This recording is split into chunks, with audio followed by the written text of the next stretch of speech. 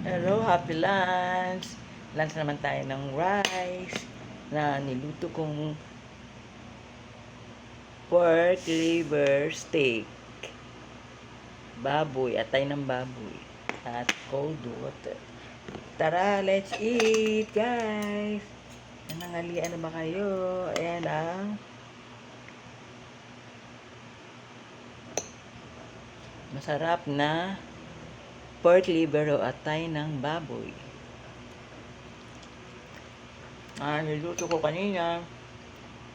Narinig ko overnight. At ko naman ang atay ng baboy.